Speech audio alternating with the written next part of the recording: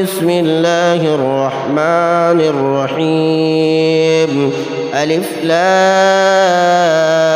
ميم ذلك الكتاب لا ريب فيه هدى للمتقين الذين يؤمنون بالغيب ويقيمون الصلاة ومما رزقناهم ينفقون والذين يؤمنون بما أنزل إليك وما أنزل من قبلك وبالآخرة هم يوقنون أولئك على هدى من ربهم وأولئك هم المفلحون إن الذين كفروا سواء عليهم أأنذرتهم أم لم تنذرهم لا يؤمنون ختم الله على قلوبهم وعلى سمعهم وعلى أبصارهم غشاوة ولهم عذاب عظيم ومن الناس من يقول آمنا بالله وباليوم الآخر وما هم بمؤمنين يخادعون الله والذين آمنوا وما يخدعون إلا أنفسهم وما يشعرون في قلوبهم مرض فزادهم الله مرضا ولهم عذاب عليم بما كانوا يكذبون وإذا قيل لهم لا تفسدوا في الأرض قالوا إنما نحن مصلحون ألا إنهم هم المفسدون ولكن لا يشعرون وإذا قيل لهم آمنوا كما آمن الناس قالوا ونؤمن كما آمن السفهاء ألا إنهم هم السفهاء ولكن لا يعلمون وإذا لقوا الذين آمنوا قالوا آمنا وإذا خلوا إلى شياطينهم قالوا إنا معكم إنما نحن مستهزئون الله يستهزئ بهم ويمدهم في طغيانهم يعمهون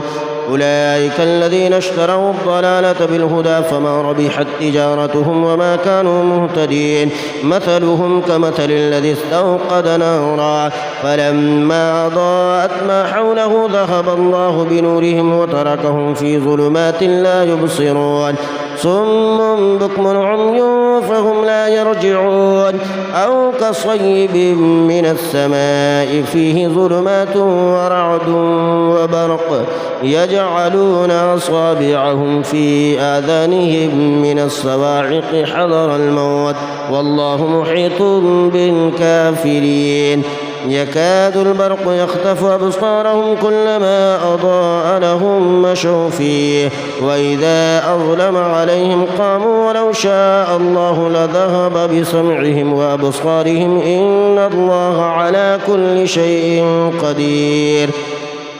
يا أيها الناس اعبدوا ربكم الذي خلقكم والذين من قبلكم لعلكم تتقون الذي جعل لكم الأرض فراشا والسماء بناء وأنزل من السماء ماء فأخرج به من الثمرات رزقا لكم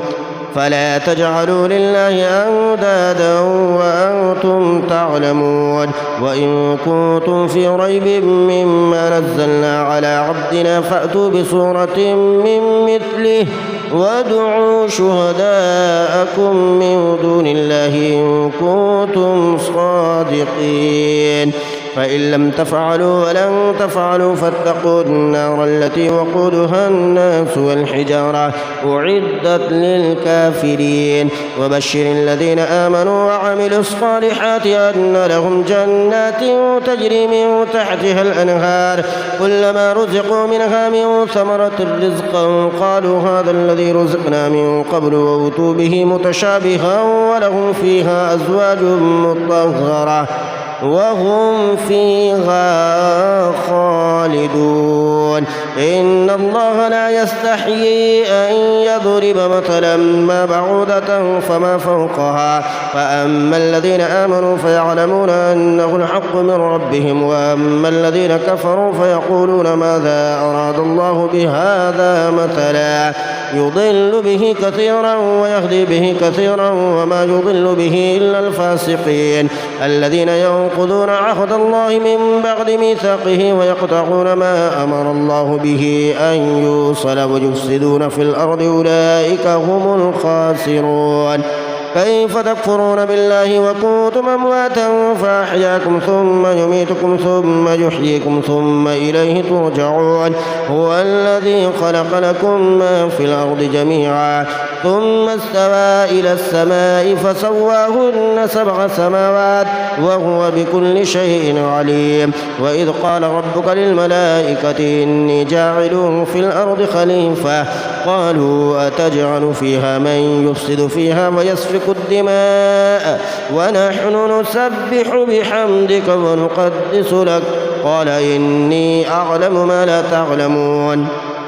وعلم آدم الأسماء كلها ثم عرضهم على الملائكة فقال أنبئوني بأسماء هؤلاء إن كنتم صادقين قالوا سبحانك لا علم لنا إلا ما علمتنا إنك أنت العليم الحكيم قال يا آدم أنبئهم بأسمائهم فلما أنبأهم بأسمائهم قال ألم أقل لكم إني أعلم غيب السماوات والأرض وأعلم ما تبدون وما كنتم تكتمون وإذ قلنا للملائكة اسجدوا لآدم فسجدوا إلا إبليس أبى واستكبر وكان من الكافرين وقلنا يا آدم اسكن أنت وزوجك الجنة وكلا منها رغدا حيث شئتما ولا تقربا هذه الشجرة فتكونا من الظالمين فأزلهما الشيطان عنها فأخرجهما مما كان فيه وقلنا اهبطوا بعضكم لبعض عدو ولكم في الأرض مستقر ومتاع إلى حين فتلقى آدم من ربه كلمات فتاب عليه إنه هو التواب الرحيم قلنا اهبطوا منها جميعا فإما يأتينكم مني هدى فمن تبع هداي فلا خوف عليهم ولا هم يحزنون والذين كفروا وكذبوا بآياتنا أولئك أصحاب النار هم فيها خالدون يا بني إسرائيل اذكروا نعمتي التي أنعمت عليكم وأوفوا بعهدي أوف بعهدكم وإياي فارهبون وآمنوا بما أنزلت مصدقا لما معكم ولا تكونوا أول كافر به ولا تشتروا بآياتي ثمنا قليلا وإياي فاتقون ولا تلبسوا الحق بالباطل وتكتموا الحق وأنتم تعلمون وأقيموا الصلاة وآتوا الزكاة واركعوا مع الراكعين أتأمرون الناس بالبر وتنسون أنفسكم وأنتم تتلون الكتاب فلا تعقلون واستعينوا بالصبر والصلاة وإنها لكبيرة إلا على الخاشعين الذين يظنون أنهم ملاقو ربهم وأنهم إليه راجعون يا بني إسرائيل اذكروا نعمتي التي أنعمت عليكم وأني فضلتكم على العالمين واتقوا يوما لا تجزي نفس عن نفس شيئا ولا يقبل منها شفاعة ولا يؤخذ منها عدل ولا هم ينصرون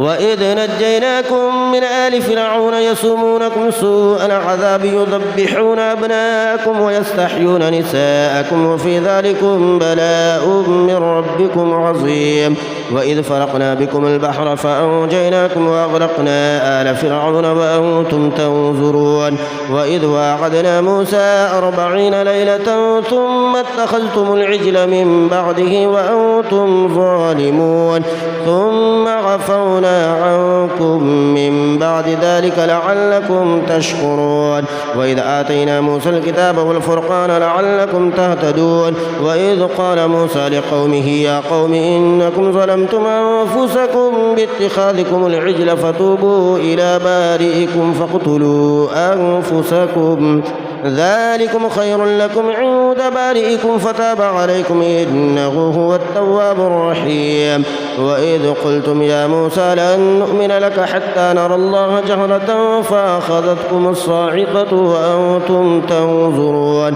ثم بعثناكم من بعد موتكم لعلكم تشكرون وظللنا عليكم الغمام وأنزلنا عليكم المن والسلوى كلوا من طيبات ما رزقناكم وما ظلمونا ظلموها ولكن كانوا أنفسهم يظلمون. وإذ قلنا ادخلوا هذه القرية فكلوا منها حيث شئتم رغدا وادخلوا الباب سجدا وقولوا حطة نغفر لكم خطاياكم وسنزيد المحسنين. فبدل الذين ظلموا قولا غير الذي قيل لهم فأنزلنا على الذين ظلموا رجزا من السماء بما كانوا يفسقون. وإذ استسقى موسى لقومه فقلنا اضرب بعصاك الحجر فانفجرت منه 12 عينا قد علم كل أناس مشربهم كلوا واشربوا من رزق الله ولا تعثوا في الأرض مفسدين. وإذ قلتم يا موسى لن نصبر على طعام واحد فادع لنا ربك يخرج لنا مما تنبت الأرض من بقلها وقثائها وفومها وعدسها وبصلها قال تستبدلون الذي هو أدنى بالذي هو خير اهبطوا مصرا فإن لكم ما سألتم وضربت عليهم الذلة والمسكنة وباءوا بغضب من الله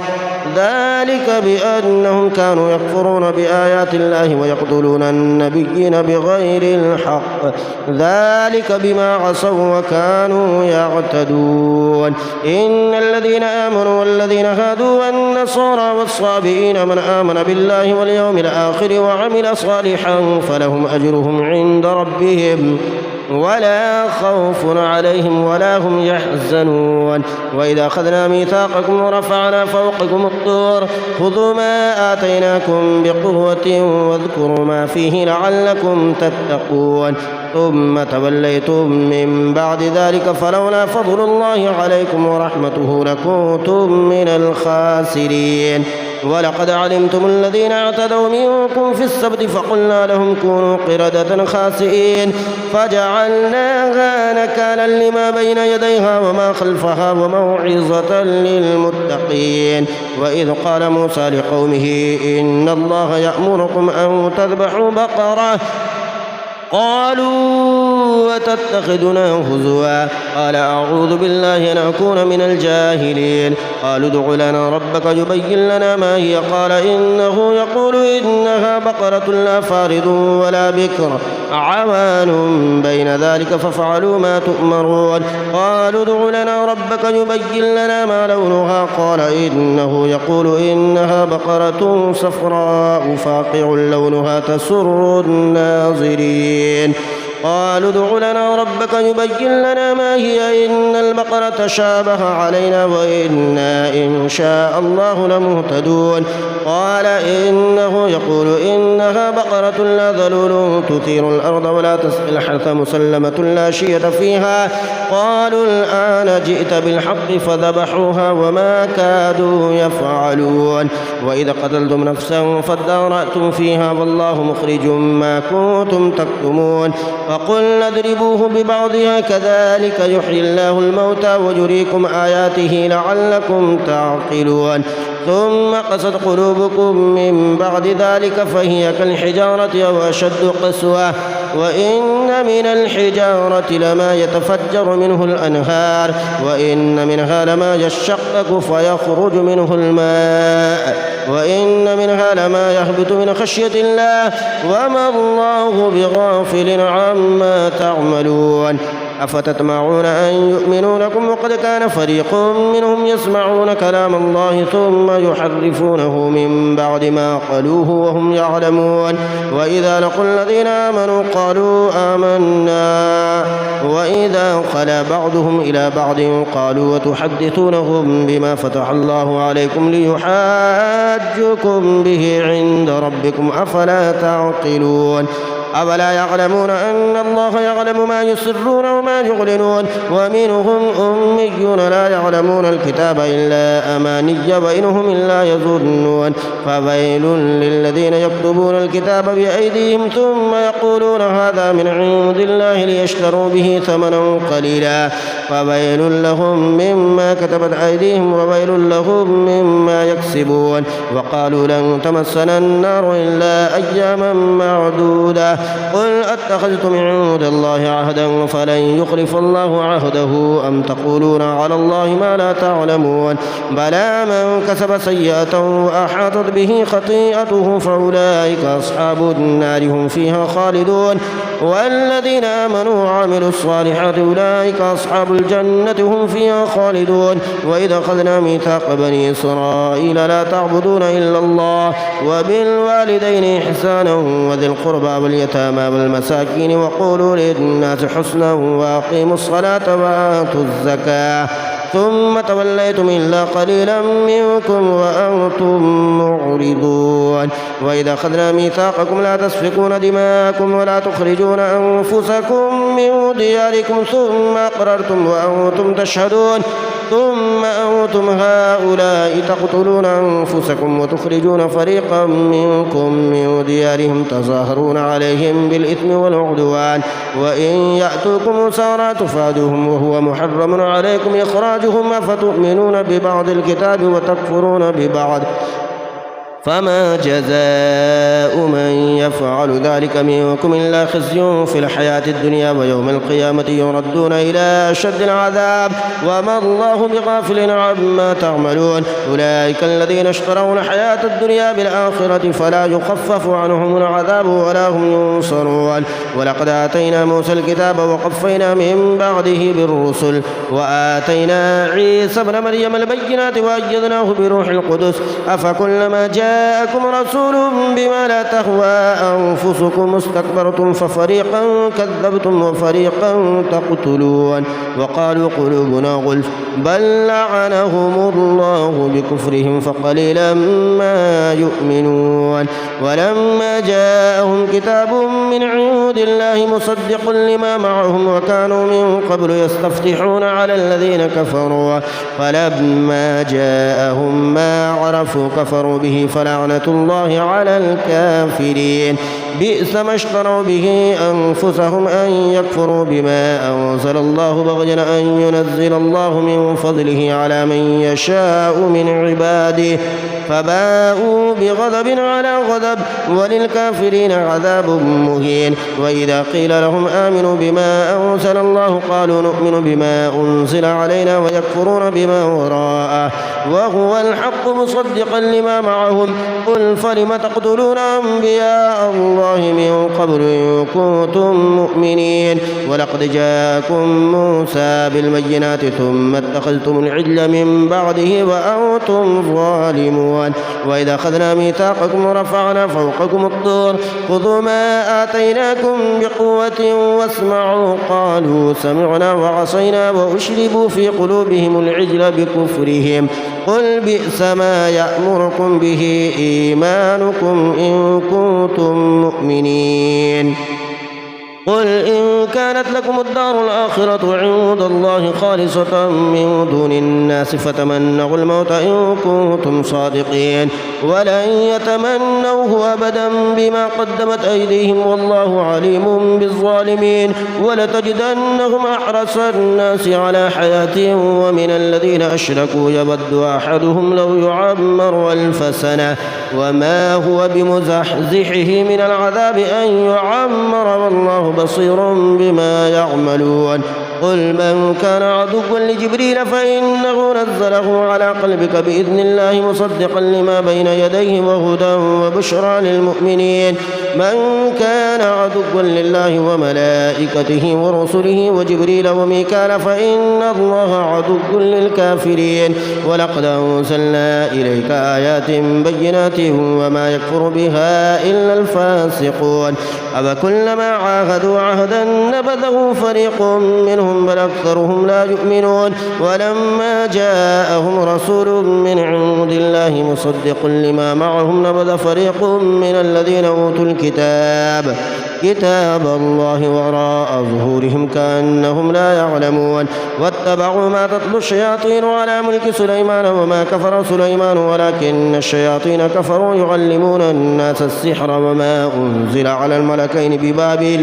ببابل هاروت وماروت وما يعلمان من أحد حتى يقولا إنما نحن فتنة فلا تكفر فيتعلمون منهما ما يفرقون به بين المرء وزوجه وما وما هم بضارين به من أحد إلا بإذن الله ويتعلمون ما يضرهم ولا ينفعهم ولقد علموا لمن اشتراه ما له في الآخرة من خلاق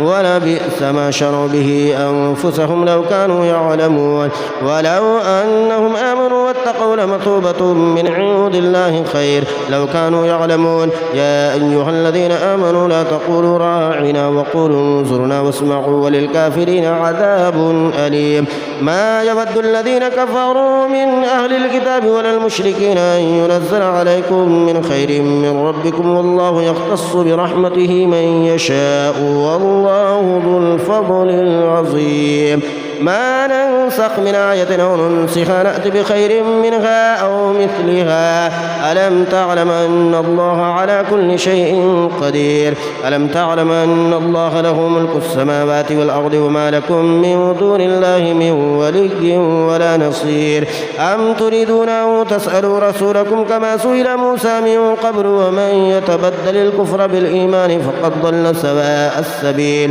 ود كثير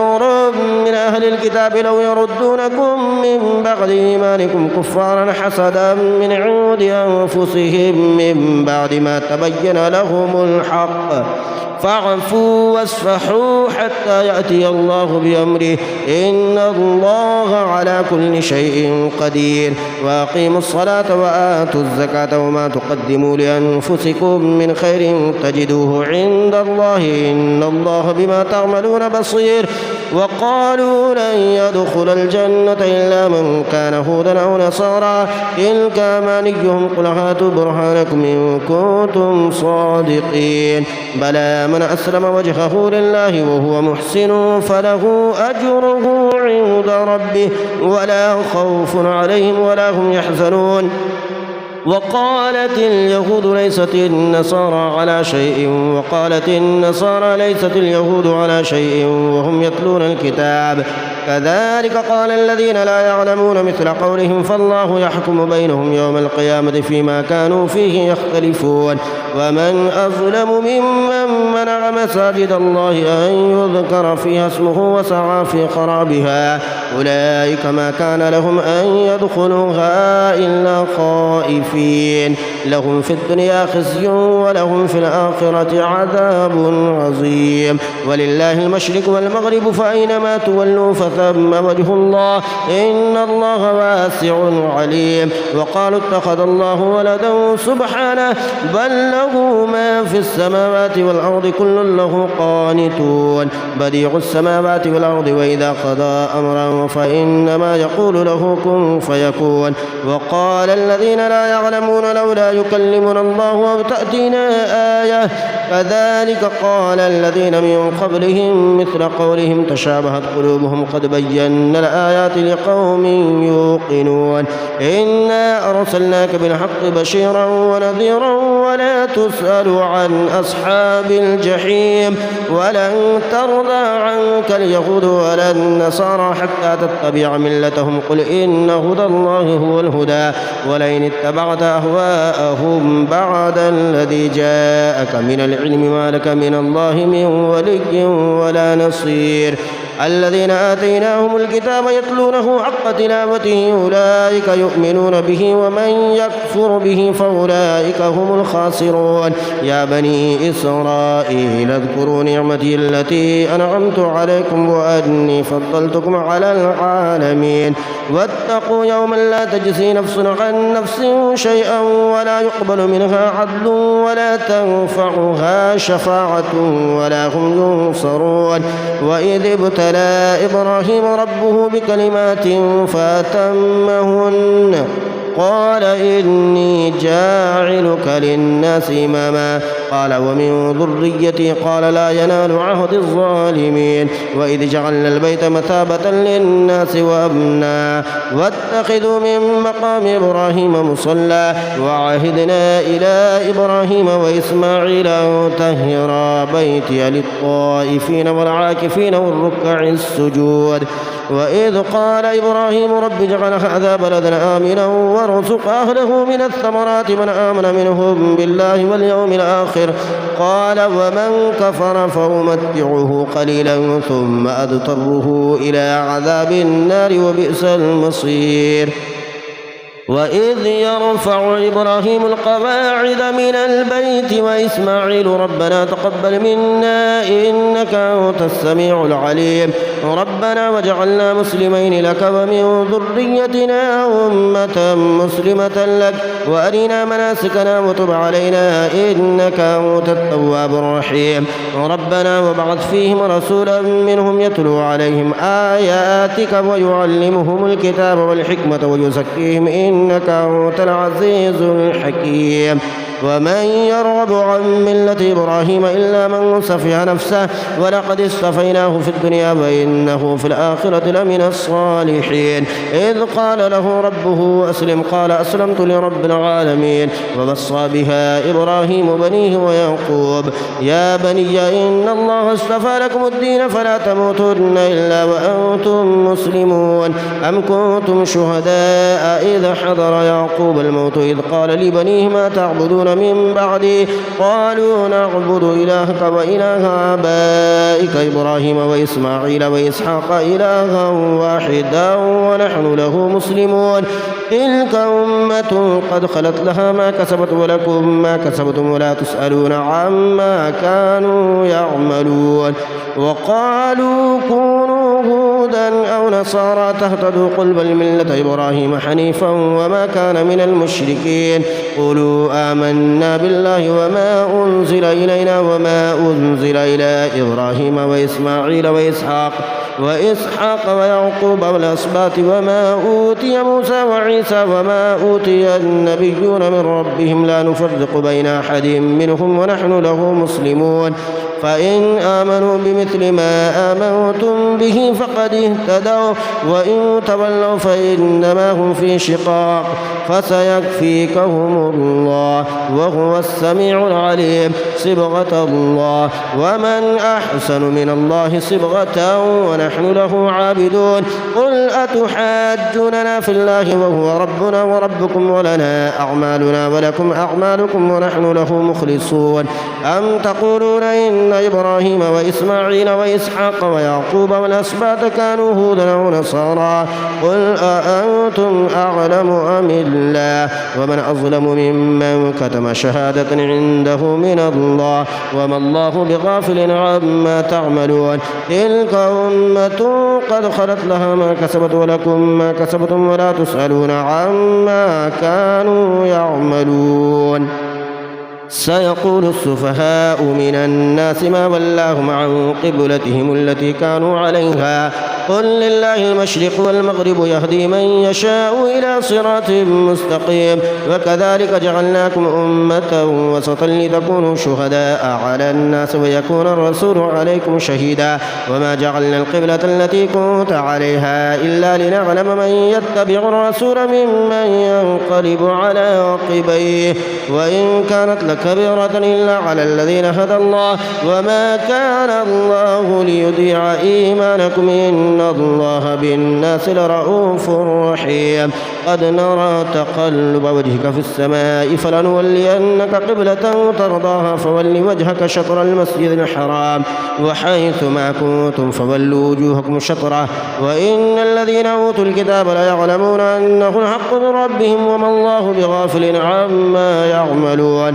ولئن أتيت الذين أوتوا الكتاب بكل آية ما تبعوا قبلتك وما أنت بتابع قبلتهم وما بعضهم بتابع قبلة بعض ولئن اتبعت أهواءهم من بعد ما جاءك من العلم إنك إذا لمن الظالمين. الذين آتيناهم الكتاب يعرفونه كما يعرفون أبناءهم وإن فريقا منهم ليكتمون الحق وهم يعلمون. الحق من ربك فلا تكونن من الممترين ولكل وجهة هو موليها فاستبقوا الخيرات أينما تكونوا يأتي بكم الله جميعا إن الله على كل شيء قدير. ومن حيث خرجت فول وجهك شطر المسجد الحرام وإنه وقول الحق من ربك وما الله بغافل عما تعملون ومن حيث خرجت فول وجهك شطر المسجد الحرام وحيث ما كنتم فولوا وجوهكم شطره لئلا يكون للناس عليكم حجة إلا الذين ظلموا منهم فلا تخشوهم واخشوني ولأتم نعمتي عليكم ولعلكم تهتدون كما أرسلنا فيكم رسولا منكم يتلو عليكم آياتنا ويزكيكم ويعلمكم الكتاب والحكمة ويعلمكم ما لم تكونوا تعلمون فاذكروني أذكركم واشكروا لي ولا تكفرون يا أيها الذين آمنوا استعينوا بالصبر والصلاة إن الله مع الصابرين ولا تقولوا لمن يقتل في سبيل الله أموات بل أحياء ولكن لا تشعرون ولنبلونكم بشيء من الخوف والجوع ونقص من الأموال والأنفس والثمرات وبشر الصابرين الذين إذا أصابتهم مصيبة قالوا إنا لله وإنا إليه راجعون أولئك عليهم صلوات من ربهم ورحمة وأولئك هم المهتدون إن الصفا والمروة من شعائر الله فمن حج البيت أو اعتمر فلا جناح عليه أن يطوف بهما ومن تطوع خيرا فإن الله شاكر عليم إن الذين يكتمون ما أنزلنا من البينات والهدى من بعد ما بيناه للناس في الكتاب أولئك يلعنهم الله ويلعنهم اللاعنون إلا الذين تابوا وأصلحوا وبينوا فأولئك أتوب عليهم وأنا التواب الرحيم إن الذين كفروا وماتوا وهم كفار أولئك عليهم لعنة الله والملائكة والناس أجمعين خالدين فيها لا يخفف عنهم العذاب ولا هم ينظرون وإلهكم إله واحد لا إله إلا هو الرحمن الرحيم إن في خلق السماوات والأرض واختلاف الليل والنهار والفلك التي تجري في البحر بما ينفع الناس وما أنزل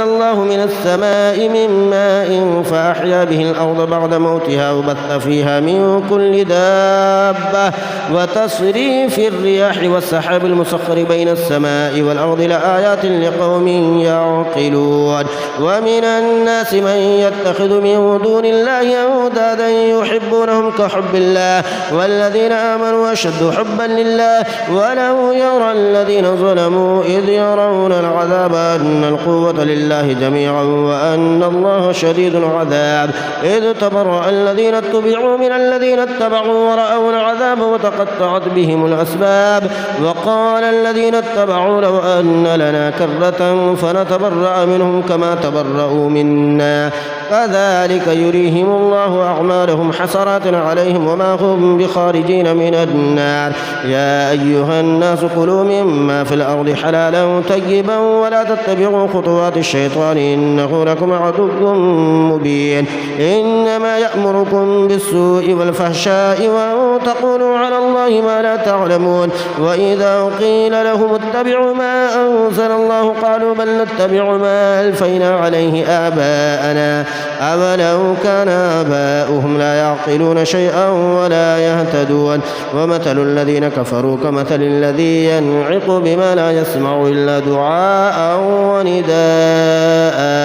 صم بكم عمي فهم لا يعقلون يا أيها الذين آمنوا كلوا من طيبات ما رزقناكم واشكروا لله إن كنتم إياه تعبدون إنما حرم عليكم الميتة والدم ولحم الخنزير وما أهل به لغير الله فمن اضطر غير باغ ولا عاد فلا إثم عليه إن الله غفور رحيم إن الذين يكتمون ما أنزل الله من الكتاب ويشترون به ثمنا قليلا أولئك ما يأكلون في بطونهم إلا النار ولا يكلمهم الله يوم القيامة ولا يزكيهم ولهم عذاب أليم أولئك الذين اشتروا الضلالة بالهدى والعذاب بالمغفرة فما أصبرهم على النار ذلك بأن الله نزل الكتاب بالحق وإن الذين اختلفوا في الكتاب لفي شقاق بعيد ليس البر أن تولوا وجوهكم قبل المشرق والمغرب ولكن البر من آمن بالله واليوم الآخر والملائكة والكتاب والنبيين وآتى المال على حبه ذوي القربى واليتامى والمساكين وابن السبيل والسائلين وفي الرقاب وأقام الصلاة وآتى الزكاة والموفون بعهدهم إذا عاهدوا والصابرين في البأساء والضراء وحين البأس أولئك الذين صدقوا وأولئك هم المتقون. يا أيها الذين آمنوا كتب عليكم القصاص في القتلى الحر بالحر والعبد بالعبد والأنثى بالأنثى فمن عفي له من أخيه شيء فاتباع بالمعروف وأداء إليه بإحسان ذلك تخفيف من ربكم ورحمة فمن اعتدى بعد ذلك فله عذاب أليم. ولكم في القصاص حياة يا أولي الألباب لعلكم تتقون. كتب عليكم إذا حضر أحدكم الموت إن ترك خيرا الوصية للوالدين والأقربين بالمعروف حقا على المتقين فمن بدله بعدما سمعه فإنما إثمه على الذين يبدلونه إن الله سميع عليم. فمن خاف من موص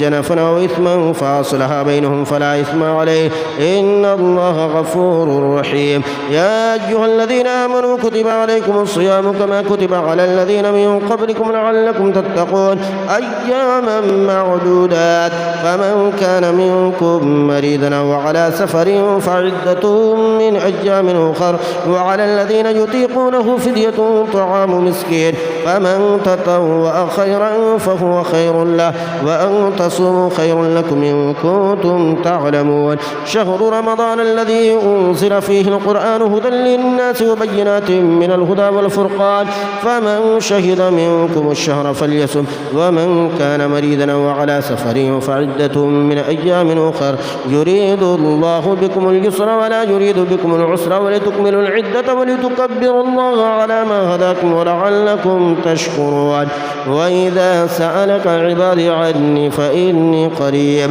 أجيب دعوة الداعي إذا دعاني فليستجيبوا لي وليؤمنوا بي لعلهم يرشدون. أحل لكم ليلة الصيام الرفث إلى نسائكم هن لباس لكم وأنتم لباس لهن علم الله أنكم كنتم تختانون أنفسكم فتاب عليكم وعفى عنكم فالآن باشروهن وابتغوا ما كتب الله لكم وكلوا واشربوا حتى يتبين لكم الخيط الأبيض من الخيط الأسود من الفجر ثم أتموا الصيام إلى الليل ولا تباشروهن وأنتم عاكفون في المساجد تلك حدود الله فلا تقربوها كذلك يبين الله آياته للناس لعلهم يتقون. ولا تأكلوا أموالكم بينكم بالباطل وتدلوا بها إلى الحكام لتأكلوا فريقا من أموال الناس بالإثم وأنتم تعلمون. يسألونك عن الأهلة قل هي مواقيت للناس والحج وليس البر بأن تأتوا البيوت من ظهورها ولكن البر من اتقى وأتوا البيوت من أبوابها واتقوا الله لعلكم تفلحون. وقاتلوا في سبيل الله الذين يقاتلونكم ولا تعتدوا إن الله لا يحب المعتدين. واقتلوهم حيث ثقفتموهم وأخرجوهم من حيث أخرجوكم والفتنة أشد من القتل ولا تقاتلوهم عند المسجد الحرام حتى يقاتلوكم فيه فإن قاتلوكم فاقتلوهم كذلك جزاء الكافرين. فإن انتهوا فإن الله غفور رحيم. وقاتلوهم حتى لا تكون فتنة ويكون الدين لله فإن انتهوا فلا عدوان إلا على الظالمين. الشهر الحرام بالشهر الحرام والحرمات قصاص فمن اعتدى عليكم فاعتدوا عليه بمثل ما اعتدى عليكم واتقوا الله واعلموا أن الله مع المتقين. وأنفقوا في سبيل الله ولا تلقوا بأيديكم إلى التهلكة وأحسنوا إن الله يحب المحسنين. وأتموا الحج والعمرة لله فإن أحصرتم فما استيسر من الهدي ولا تحلقوا رؤوسكم حتى يبلغ الهدي محله فمن كان منكم مريضا أو به أذى من رأسه ففدية من صيام أو صدقة أو نسك فإذا أمنتم فمن تمتع بالعمرة إلى الحج فما استيسر من الهدي فمن لم يجد فصيام 3 أيام في الحج و7 إذا رجعتم تلك 10 كاملة ذلك لمن لم يكن أهله حاضر المسجد الحرام واتقوا الله واعلموا أن الله شديد العقاب. الحج أشهر معلومات فمن فرض فيهن الحج فلا رفث ولا فسوق ولا جدال في الحج وما تفعلوا من خير يعلمه الله وتزودوا فإن خير الزاد التقوى واتقون يا أولي الألباب. ليس عليكم جناح أن تبتغوا فضلا من ربكم فإذا فضتم من عرفات فاذكروا الله عند المشعر الحرام واذكروه كما هداكم وإن كنتم من قبله لمن الضالين ثم أفيضوا من حيث أفاد الناس واستغفروا الله إن الله غفور رحيم. فإذا قضيتم مناسككم فاذكروا الله كذكركم آباءكم وأشد ذكرا. فمن الناس من يقول ربنا آتنا في الدنيا وما له في الآخرة من خلاق ومنهم من يقول ربنا آتنا في الدنيا حسنة وفي الآخرة حسنة وقنا عذاب النار أولئك لهم نصيب مما كسبوا والله سريع الحساب. واذكروا الله في أيام معدودات فمن تعجل في يومين فلا إثم عليه ومن تأخر فلا إثم عليه لمن اتقى واتقوا الله واعلموا أنكم إليه تحشرون. ومن الناس من يعجبك قوله في الحياة الدنيا ويشهد الله على ما في قلبه وهو ألد الخصام وإذا تولى سعى في الأرض ليفسد فيها ويهلك الحرث والنسل والله لا يحب الفساد. وإذا قيل له اتق الله أخذته العزة بالإثم فحسبه جهنم ولبئس المهاد. ومن الناس من يشري نفسه ابتغاء مرضات الله والله رؤوف بالعباد. يا أيها الذين آمنوا ادخلوا في السلم كافة ولا تتبعوا خطوات الشيطان إنه لكم عدو مبين. فإن زللتم من بعد ما جاءتكم البينات فاعلموا أن الله عزيز حكيم. هل ينظرون إلا أن يأتيهم الله في ظلل من الغمام والملائكة وقضي الأمر وإلى الله ترجع الأمور. سل بني إسرائيل كما آتيناهم من آية بينة ومن يبدل نعمة الله من بعد ما جاءته فإن الله شديد العقاب. زين للذين كفروا الحياة الدنيا ويسخرون من الذين آمنوا والذين اتقوا فوقهم يوم القيامة والله يرزق من يشاء بغير حساب. كان الناس أمة واحدة فبعث الله النبيين مبشرين ومنذرين وأنزل معهم الكتاب بالحق ليحكم بين الناس فيما اختلفوا فيه وما اختلف فيه إلا الذين أوتوه من بعد ما جاءتهم البينات بغيا بينهم فهدى الله الذين آمنوا لما اختلفوا فيه من الحق بإذنه والله يهدي من يشاء إلى صراط مستقيم. أم حسبتم أن تدخلوا الجنة ولما يأتكم مثل الذين خلوا من قبلكم مستهم البأساء والضراء وزلزلوا حتى يقول الرسول والذين آمنوا معه متى نصر الله ألا إن نصر الله قريب. يسألونك ماذا ينفقون قل ما أنفقتم من خير فللوالدين والأقربين واليتامى والمساكين وابن السبيل وما تفعلوا من خير فإن الله به عليم. كتب عليكم القتال وهو كره لكم وعسى أن تكرهوا شيئا وهو خير لكم وعسى أن تحبوا شيئا وهو شر لكم والله يعلم وأنتم لا تعلمون. يسألونك عن الشهر الحرام قتال فيه قل قتال فيه كبير وصد عن سبيل الله وكفر به والمسجد الحرام وإخراج أهله منه أكبر عند الله والفتنة أكبر من القتل ولا يزالون يقاتلونكم حتى يردوكم عن دينكم إن استطاعوا ومن يرتد منكم عن دينه فيمت وهو كافر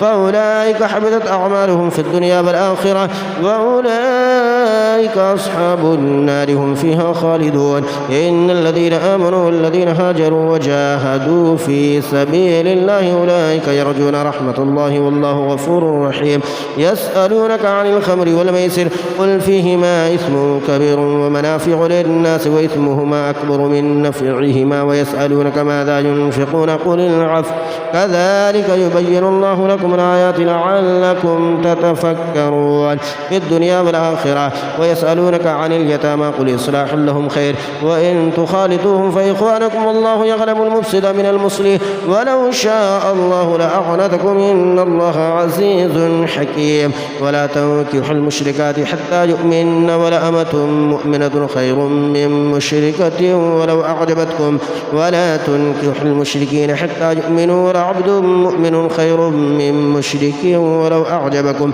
أولئك يدعون إلى النار والله يدعو إلى الجنة والمغفرة بإذنه ويبين آياته للناس لعلهم يتذكرون. ويسألونك عن المحيض قل هو أذى فاعتزلوا النساء في المحيض ولا تقربوهن حتى يطهرن فإذا تطهرن فأتوهن من حيث أمركم الله إن الله يحب التوابين ويحب المتطهرين. نساؤكم حرث لكم فأتوا حرثكم أنى شئتم وقدموا لأنفسكم واتقوا الله واعلموا أنكم ملاقوه وبشر المؤمنين. ولا تجعلوا الله عرضة لأيمانكم أن تبروا وتتقوا وتصلحوا بين الناس والله السميع العليم.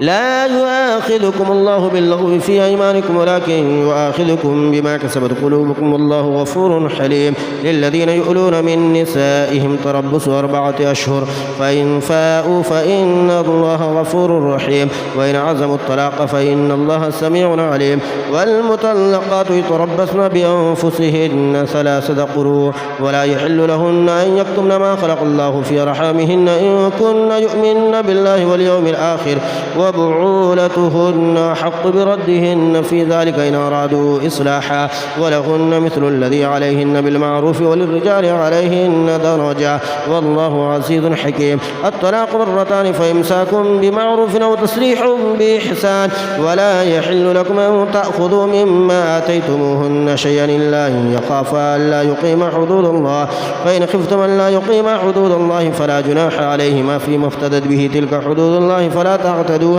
ومن يتعد حدود الله فأولئك هم الظالمون. فإن طلقها فلا تحل له من بعد حتى تنكح زوجا غيره فإن طلقها فلا جناح عليهما أن يتراجعا إن ظنا أن يقيما حدود الله وتلك حدود الله يبينها لقوم يعلمون. وإذا طلقتم النساء فبلغن أجلهن فأمسكوهن بمعروف أو سرحوهن بمعروف ولا تمسكوهن ضرارا لتعتدوا ومن يفعل ذلك فقد ظلم نفسه. ولا تتخذوا آيات الله هزوا واذكروا نعمة الله عليكم وما أنزل عليكم من الكتاب والحكمة يعظكم به واتقوا الله واعلموا أن الله بكل شيء عليم. وإذا طلقتم النساء فبلغن أجلهن فلا تعذروهن أن ينكحن أزواجهن إذا تراضوا بينهم بالمعروف ذلك يوعظ به من كان منكم يؤمن بالله واليوم الآخر ذلكم أزكى لكم وأطهر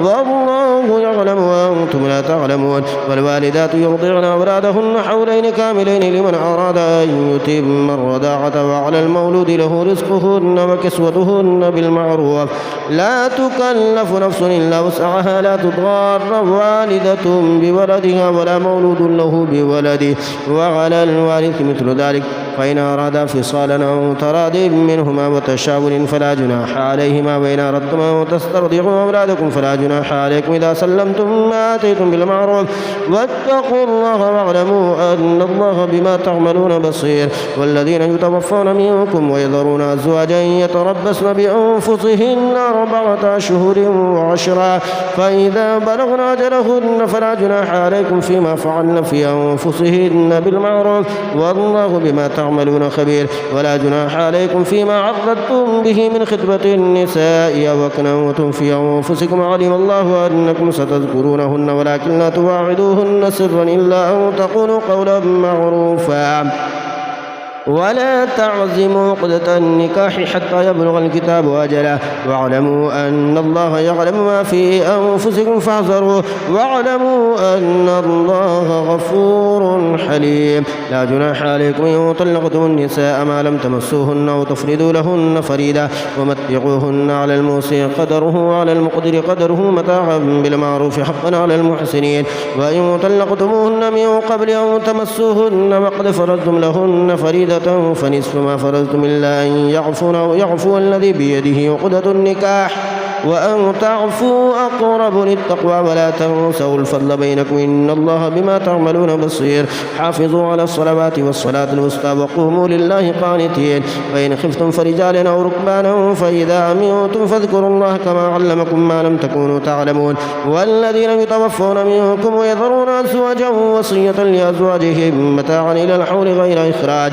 فإن خرجن فلا جناح عليكم فيما فعلن في أنفسهن من معروف والله عزيز حكيم وللمطلقات متاع بالمعروف حقا على المتقين كذلك يبين الله لكم آياته لعلكم تعقلون ألم تر إلى الذين خرجوا من ديارهم وهم ألوف حذر الموت فقال لهم الله موتوا ثم أحياهم إن الله لذو فضل على الناس ولكن أكثر الناس لا يشكرون وقاتلوا في سبيل الله واعلموا أن الله سميع عليم من ذا الذي يقرض الله قرضا حسنا فيضاعفه له أضعافا كثيرا والله يقبض ويبسط وإليه ترجعون ألم تر إلى الملأ من بني إسرائيل من بعد موسى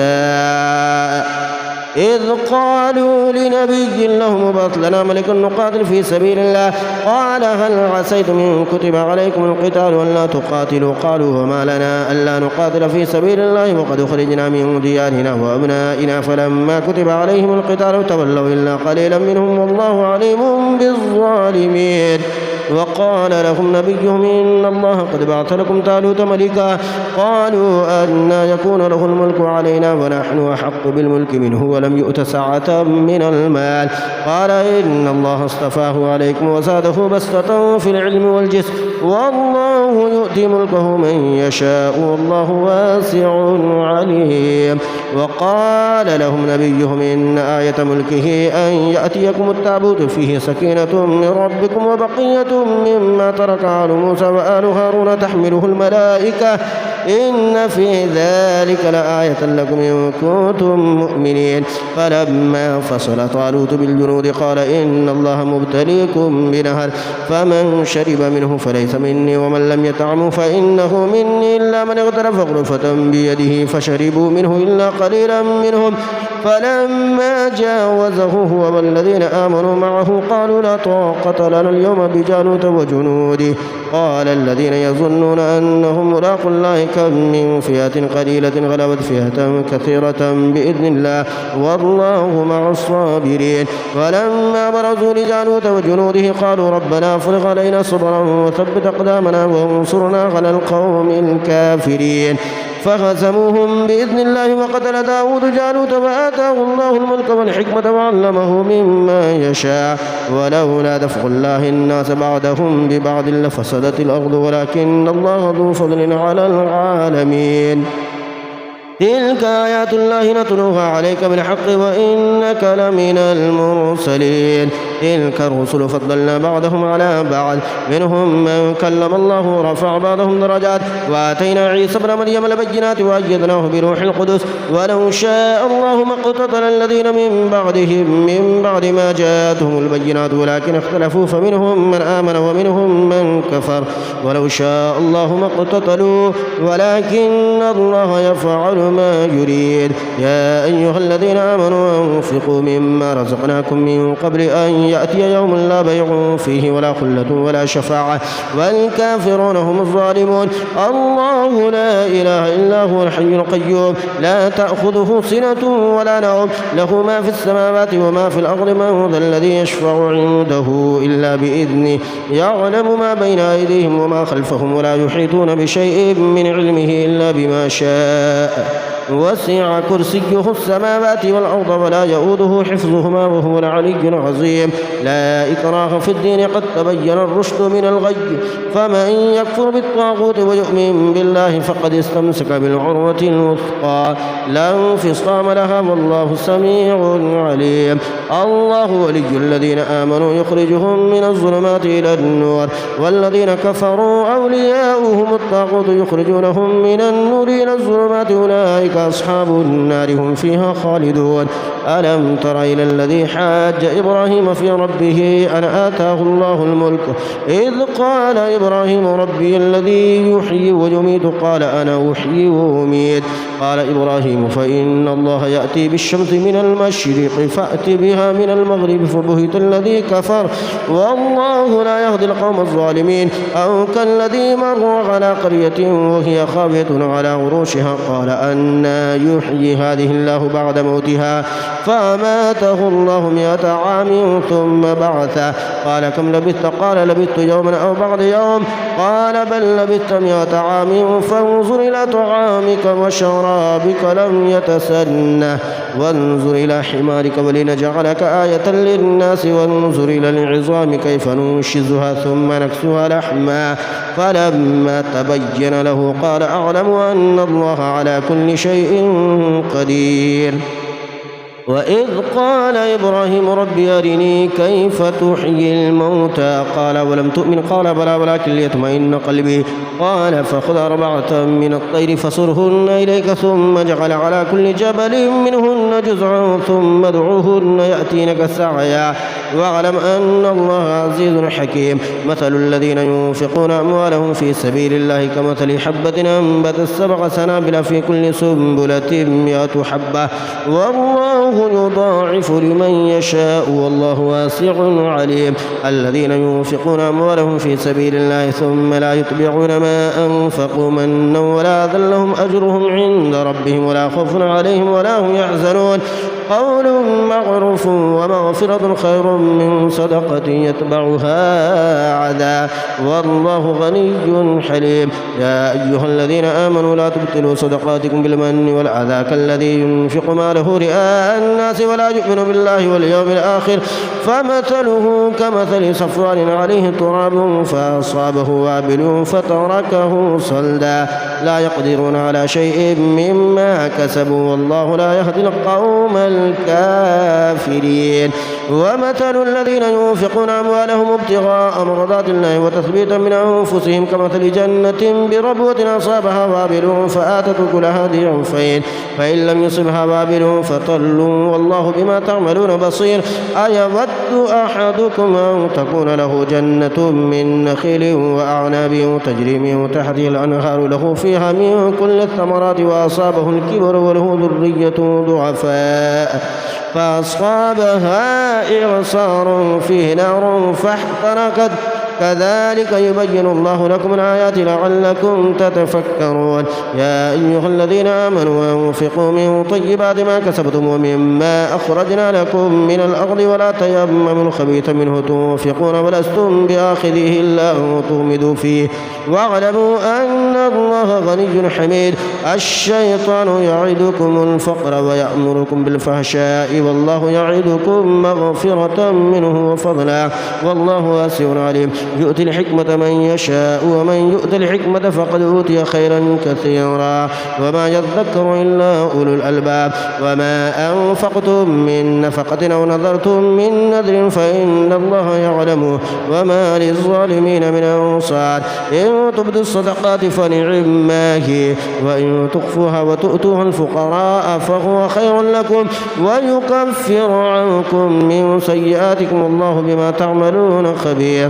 ليس عليك هداهم ولكن الله يهدي من يشاء وما تنفقوا من خير فلأنفسكم وما تنفقون إلا ابتغاء وجه الله وما تنفقوا من خير يوفى إليكم وأنتم لا تظلمون. للفقراء الذين أحصروا في سبيل الله لا يستطيعون ضربا في الأرض يحسبهم الجاهل أغنياء من التعفف تعرفهم بسيماهم لا يسألون الناس إلحافا وما تنفقوا من خير فإن الله به عليم. الذين ينفقون أموالهم بالليل والنهار سرا وعلانية فلهم أجرهم عند ربهم ولا خوف عليهم ولا هم يحزنون.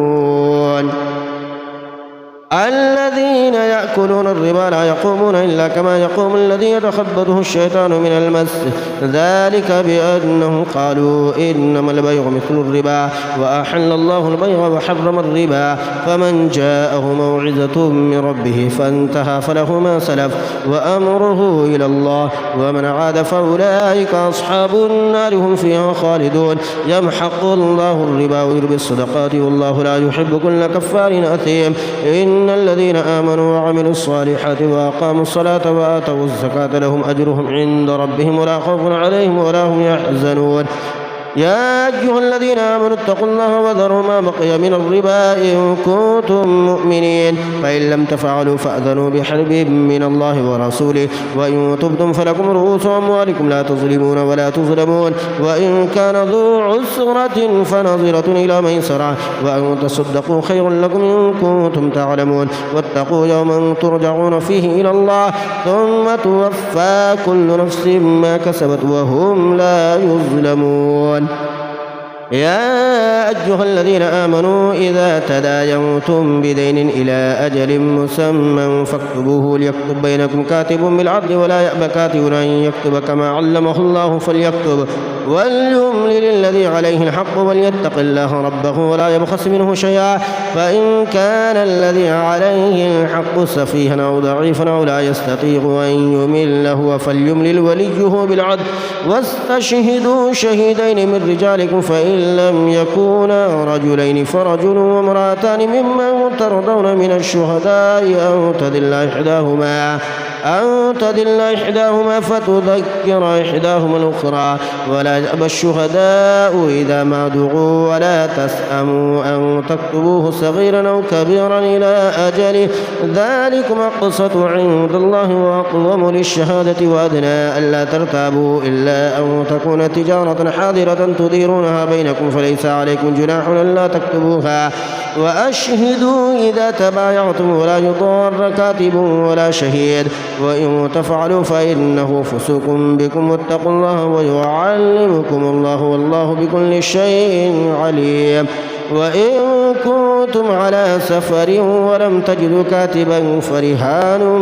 مقبودا فإن أمن بعضكم بعدا فليؤدي الذي اؤتمن أمانته وليتق الله ربه ولا تكتموا الشهادة ومن يكتمها فإنه آثم قلبه والله بما تعملون عليم لله ما في السماوات وما في الأرض وإن تبدوا ما في أنفسكم أو تخفوه يحاسبكم به الله فيغفر لمن يشاء ويعذب من يشاء والله على كل شيء قدير آمن الرسول بما أنزل إليه من ربه والمؤمنون كل آمن بالله وملائكته وكتبه ورسله لا نفرق بين أحد من رسله وقالوا سمعنا وأطعنا غفرانك ربنا وإليك المصير لا يكلف الله نفسا إلا وسعها لها ما كسبت وعليها ما